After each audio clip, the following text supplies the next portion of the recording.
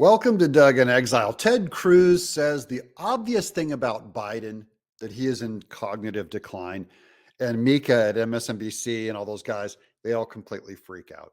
President Joe Biden needs to do the same thing. And I'll say, sadly, the reason he hasn't so far, I believe, is because his mental faculties are too diminished right now.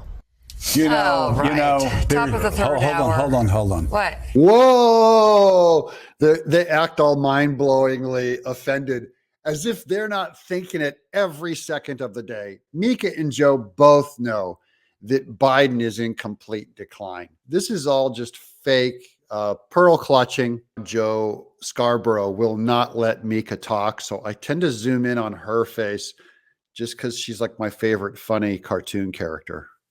He has such a point. Yes. His mental faculties are so diminished that he passed signed more bipartisan legislation. Didn't even know he was doing it last year than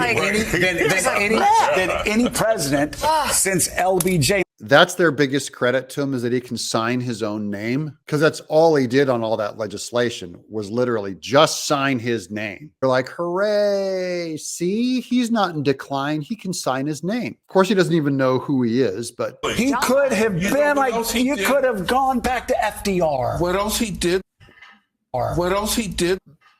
Without man, they do not let Mika talk. He increased the 800-mile border NATO with Russia. Exactly, but I guess he thought he was. But people are starting to get vocal about Biden's inability to communicate, inability to make cogent arguments, inability to debate. MSNBC is still doing full cover-up mode for him. I'm Doug in Exile.